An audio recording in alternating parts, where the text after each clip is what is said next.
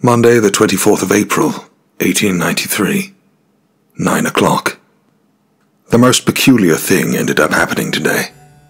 If I thought last night was an odd occurrence, then I certainly did not prepare myself for the events of the present. It would seem that the lady that caught the tail end of my charade the previous evening came back, but this time it wasn't for a performance. No, she found the secret entrance to my home, though I doubt she realized this is what it was, so I can look past her for breaking and entering. She wandered her way in, almost sounding to trip over her feet at the initial step. The young woman called out a greeting as she did so. I was at a loss for words. I wasn't sure as to what course of actions I should take. I listened as I heard her reseal the entrance, presumably to keep others from discovering it too. I felt that maybe if I ignored her long enough, she would simply go away. Despite the state of denial I was in, her voice rang out as clear as the day and as lovely as a song. Hello? Anyone there? I was nearly frozen, but I peered past the corner to see the intruder. I should have brought a gaslight. I watched in a daze as she continued to descend. She was not put off by the dark like most were. I decided to see if maybe I could either spook her away for good or hold a decent conversation. Surely, if someone was not afraid of a phantom, they could have an open mind about me. I crept around her, using my pitch-black clothing to mask my presence in the darkness of my sewer-like home. Since she was unaware, I softly said in a firm voice, "You're a brave girl, coming down here all by yourself." She turned towards me, eyes widened and breath nearly at an exasperated point. This was, without a doubt, the same person from the night before. Eyes that appeared to be glowing in the shadows. Eyes of two different colors. I thought she was nearly ready to run or scream, but suddenly, a smile had crept across the young beauty's face as she responded. I knew you were flesh and blood. How can you still be so sure that I really am not a phantom? Perhaps I've seen real phantoms before. Though she said this in jest, as though it was some sort of jape, I had the strangest feeling she was actually being serious and meant this. They tend to be more like echoes, aimless and unaware, repeating all what they knew in life when not wandering with no goal. She had a distant look grow on her face until she shook her head and faced me again. Of course, that is what I've come to believe spirits are like, so I have come to be sure that you are not one. The young woman suddenly opened up her cloak and revealed to me the very item she had accidentally received from me as of yesternight. I believe this is yours? She reached out her arm with the bow extended towards me. Did you honestly come all this way just to return to me what is mine? I gently retrieved my instrument from the lady. It's only polite. It would be a terrible crime to have let anything dastardly happen to such a precious thing like an instrument. Are you a musician yourself? Actually, that is another reason for coming here. But wherever are my manners? I am Miss Charlotte Dunkelheit. And who do I have the pleasure of addressing? Blackwood, I almost hurriedly said. I cannot remember the last night I needed to give an introduction. My name is Mordecai Blackwood. That has a nice sound to it. Thank you. Dunkelheit is an interesting name for an Englishwoman. That because the name belongs to my father, who is a count from Germany. So yes, I can imagine it is not common for someone of English descent. That would explain her rather unique accent.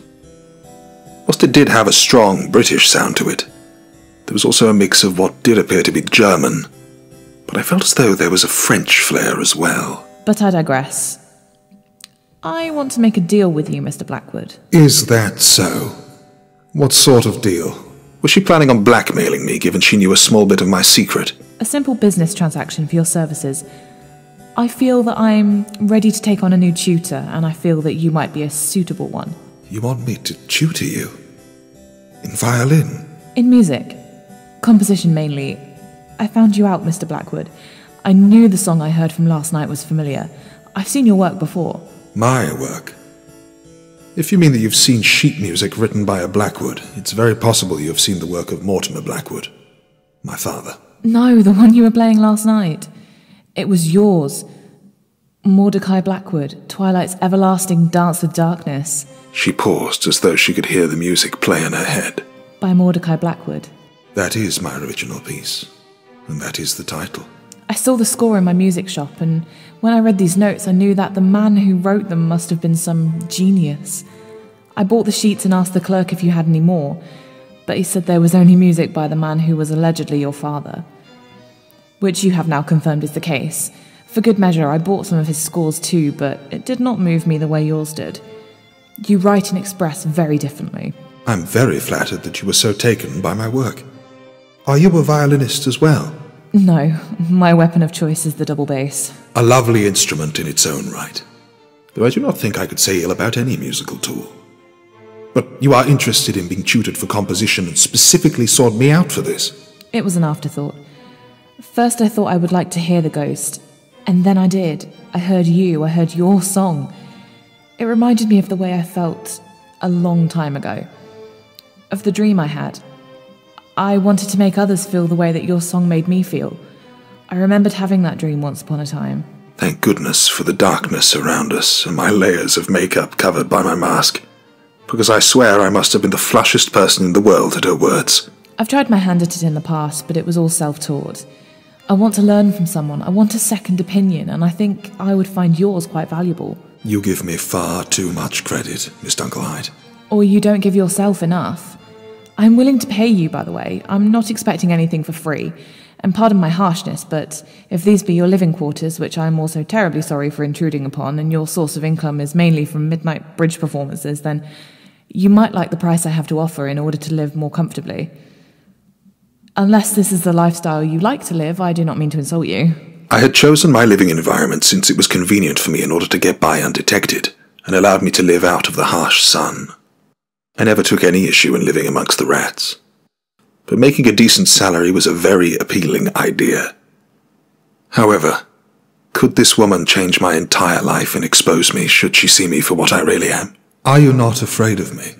Some hermit who dons all black and lives in the sewers. Why should I be afraid of a man who's too frightened to confront his own face? The way you present and hold yourself. You are crippled, no? What was my tell? I just did some equations in my head. You avoid being seen.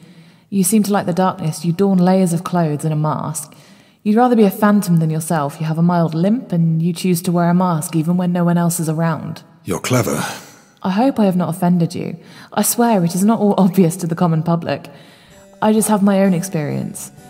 If it reassures you at all, I have grown up handicapped as well. That is a surprising thought. This graceful young Venus, who seemed rather talented, nimble, and quick-witted, was someone that was burdened with a physical shortcoming. Or perhaps that is why she strived so hard to be as fit of a body and mind as she was, to make up where she lacked. That was something I could understand, though it is why she is so fearless, and why I am so terribly cowardly.